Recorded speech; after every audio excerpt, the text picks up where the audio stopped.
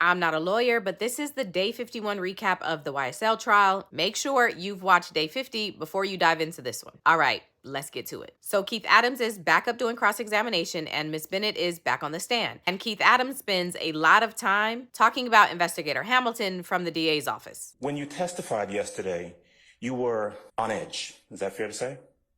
Yes. You didn't want to be here. Yes.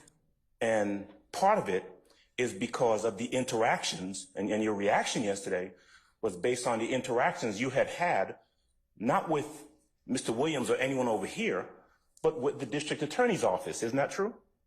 Yes. That the only person you were afraid of, you didn't want to be around, was Investigator Hamilton from the district attorney's office. Is that true? Yes. Let me just ask you the questions, okay? Mr. Hamilton had harassed you, is that correct? Yes. In fact, you told us when you were back there that you didn't want to come out and see him because he had sexually harassed you. True? Yes. You felt like, and you told us, that the times when he would contact you, it seemed like he was trying to date you. Yes. And then Mr. Hamilton, you actually met with him at different locations. Is that right? Yes, I met him at a restaurant. Japanese restaurant off of Moreland Avenue? Yes. You did not feel comfortable with the interactions you've been having with the district attorney's office, and so you brought your 20-year-old son along with you. Yes. Then he ended up getting me by himself and asking me to give him my number and that he's going to contact me and that I ain't need to speak with no one else. And if they contact me, do not answer or speak to them. Only him. He told you that he would like to take you out when this was all over, didn't he? Yes.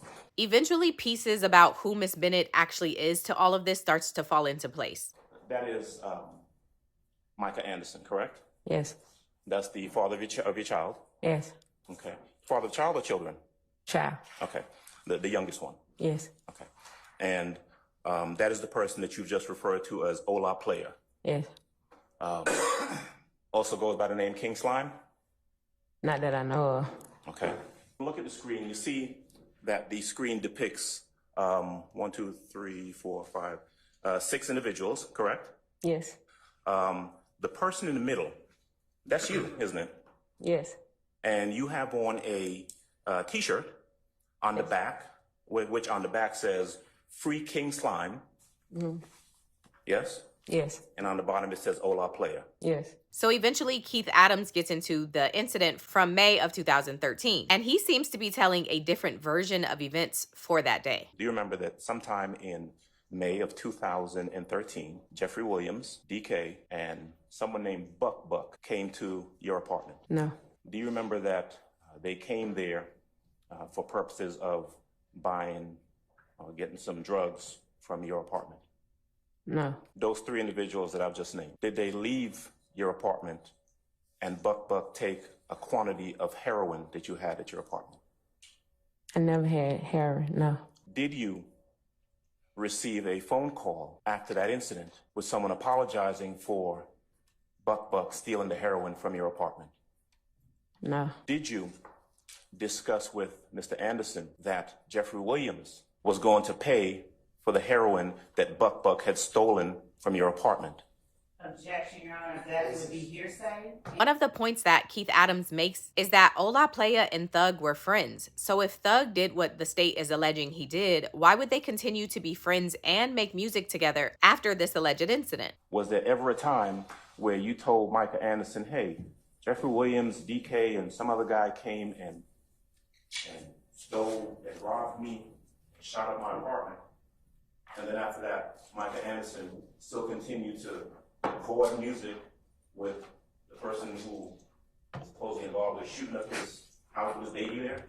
No. Keith Adams also lets Miss Bennett explain why she didn't come to court when she was supposed to. What you told that investigator was that I can't come to court the next day because I got to go do 20 hours of community service in Clayton County. You told him that, right? Yes, but on Tuesday, I didn't come to court because I received a message from Mr. Hamilton, like, kind of late, because I had ended up blocking him because of sometimes I was getting phone calls. It wasn't about court. So I had blocked him.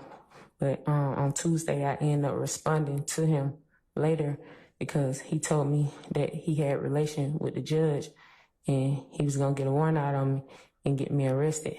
And I told him I would come in, but they ended up coming pick me up. After he's done, Attorney Love gets up to do some redirect. Most of her questions are focused on discrediting Miss Bennett, but towards the end of her redirect, she starts asking Miss Bennett about some text exchanges between herself, Attorney Love, and Miss Bennett. And so is it fair to say that State's Exhibit 35 Alpha Alpha contains all of the text message communications between you and me?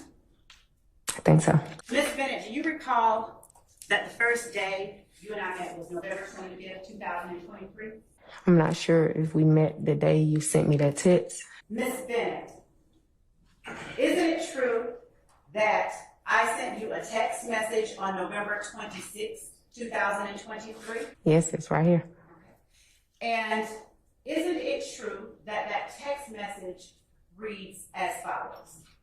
Hey, Miss Bennett, this is Adrian Love. I'm going to object again. She's reading from a document that's not evidence. Miss Love finishes her questions and court seems to be wrapping up for the day. And then Brian Steele gets up and makes a motion for Attorney Love to be recused from the trial or for a mistrial because those text messages that she read between she and Miss Bennett now make her a witness that he has the right to cross-examine. Just watch. Prosecutor has interjected her personal knowledge and of facts of this case and has become an unsworn witness. And that's a big problem. And that's what it's called, unsworn witness problem.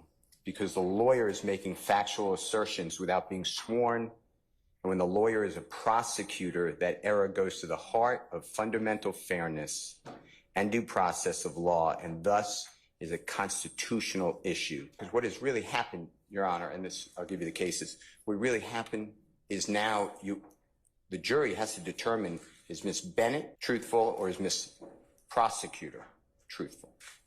And that's not the way it's supposed to be. There is no doubt that assertions of fact from counsel as to the content of prior conversations with a witness have the effect of making a witness of the lawyer and allowing his or her credibility to be substituted for that of the witness. This practice is improper. There were several series of questions by the prosecutor.